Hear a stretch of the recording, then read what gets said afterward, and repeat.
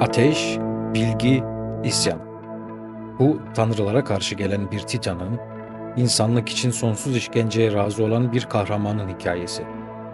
Binlerce yıl boyunca anlatılan Prometheus efsanesi başlıyor. Bir zamanlar tanrıların hüküm sürdüğü bir çağ vardı. Yıldırımlar gökyüzünü delip geçerken, Olimpos'un zirvesinden her şeye bakan tanrılar, insanlığı diz çökmüş halde izlerdi. Tanrılar insanoğlunu yaratmıştı. Ama onlara ne ışık vermişlerdi, ne sıcaklık, ne bilgi. İnsan karanlıkta doğdu, karanlıkta yaşadı, soğukta titredi, korkuyla sustu. Ve gökyüzüne bakarak anlam veremediği yıldırımlardan medet umdu. Olimpos'un yükseklerinde ise bir tanrı vardı. Prometheus. Adı önceden gören demekti. O, insanlığa acıyan tek tanrıydı.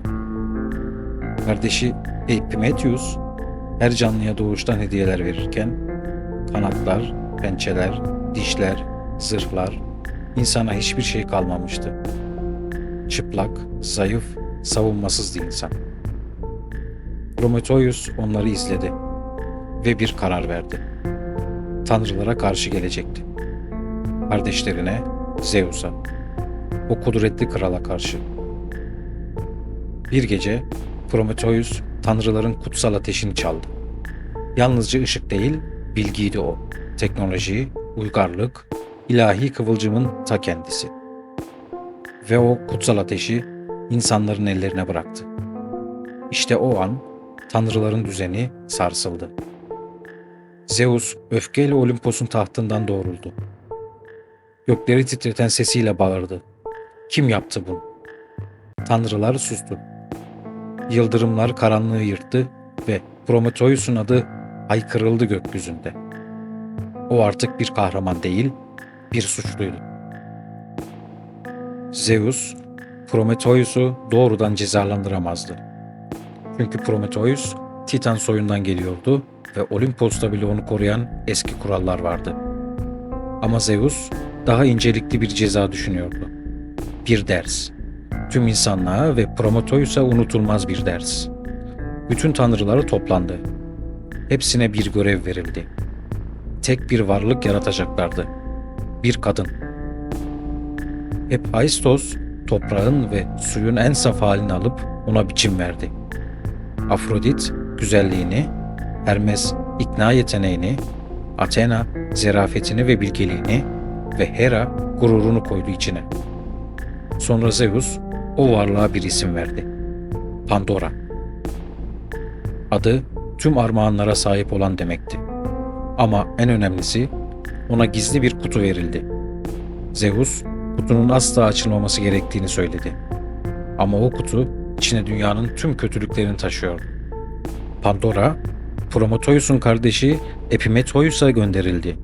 Prometheus, Epimetheus'u daha önce uyarmıştı. Tanrılardan gelen hiçbir armağanı kabul etme. Ama Epimetheus, Pandora'yı gördüğü an bu uyarıyı unuttu. Ve o kutu açıldı. Zeus son darbeyi vurdu. Prometheus'u yakalattı. Onun için öyle bir ceza düşündü ki sadece bir günlük değil, sonsuzluğa dek sürecekti. Prometheus dünyanın en yükseltisiz, en yalnız dağı olan Kafkas Dağı'na zincirlendi. Tanrıların demirleriyle bağlandı. Kurtulması imkansızdı. Ve her gün gökyüzünden dev bir kartal inerdi. Zeus'un gönderdiği bu yaratık, Prometheus'un canlı bedeninden karaciğerini koparır, onu parça parça yerdi. Ve gece olunca karaciğeri yeniden büyürdü. Ve ertesi gün kartal tekrar geri gelirdi. Günler, haftalar, yıllar, yüzyıllar boyunca bu böyle sürdü. Prometheus için zaman durmuştu.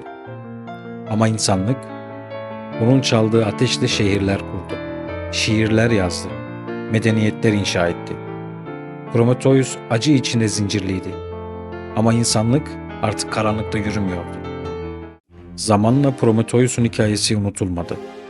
O bir tanrıydı, evet. Ama cesareti, insanlığa olan inancı onu tanrılardan öteye taşımıştı. Yüzyıllar sonra bir kahraman geldi. Adı Herakles. Tanrıların bile korkuyla söz ettiği bir yükseklikteki dağa tırmandı ve Prometheus'un zincirlerini kırdı. Kartalı okla vurdu ve Prometheus sonunda yeniden yürüyebildi. Ama artık eski tanrılar düzenine dönemezdi.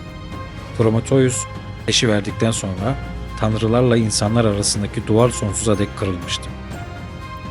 İnsanlık kendi kaderini çizmeye başlamıştı ve Prometheus bir mit olmaktan çıkıp tarihin en büyük isyancısı, en büyük öğreticisi oldu. Şu an gökyüzüne baktığın her an o ışıkta Prometheus'un bize bıraktığı ateşin parıltısı var. Unutma, karanlığı delen ilk kıvılcım umut. Prometheus'un hikayesi sadece bir mit değil, aynı zamanda insanlığın karanlığı nasıl yendiğinin sembolüdür. Bu tür mitolojik efsaneleri seviyorsan kanalımıza abone olmayı unutma. Tarihin, efsanenin ve bilinmeyen izini birlikte sürüyoruz. Globetalis Mitos'a hoş geldin. Abone ol, bildirimleri aç, gizem dolu hikayeleri kaçırma.